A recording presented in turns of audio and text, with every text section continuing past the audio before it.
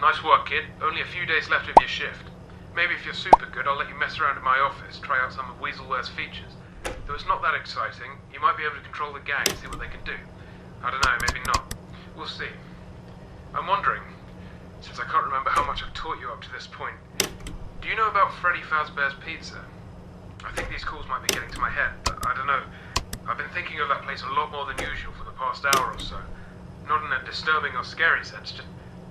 I'm not sure, it's like some pieces are being put together. Freddy Fazbear. You know they used to say those characters were haunted.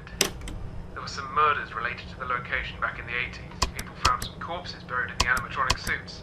Really sad. I was a fan of that franchise, named my kid after one of the characters there. Not because I was a fan, really, but because... well, because I wanted to love that name again. After, you know... it doesn't matter. I was a fan of the restaurant, and it hurt to see it fall so morbidly, that's all. I wonder sometimes if there was some kind of moral reasoning behind whoever killed those kids. I have my own suspicions, as do hundreds of other people, you know? You should see what these people put online. There's a popular theory going around that the guy who did it had purple skin. Totally purple skin and purple clothes. Sounds like a demon or something, right? Something paranormal. I don't know. But around that time was when I got help from someone in the hospital. We, don't know where the blood came from. So, what if it was him? Oh God, this is ridiculous. I'm sorry, it's times like these when the nightmares sometimes visit me during the day. Ask me a question then, it might calm me down. My connection?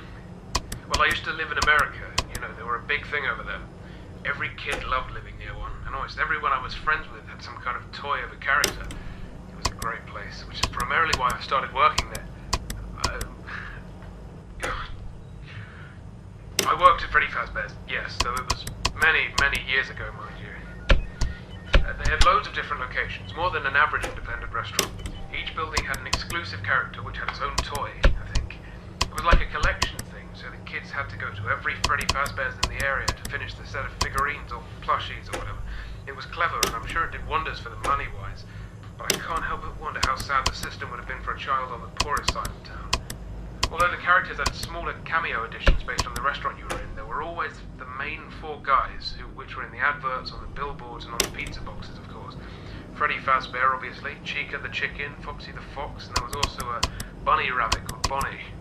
These four characters were huge where I lived, way bigger than Ronald McDonald and Colonel Sanders, you know? My past with the location is pretty personal, though, so I'd rather not go on about it. Not that I'm hiding anything from you, it's more for my own sake.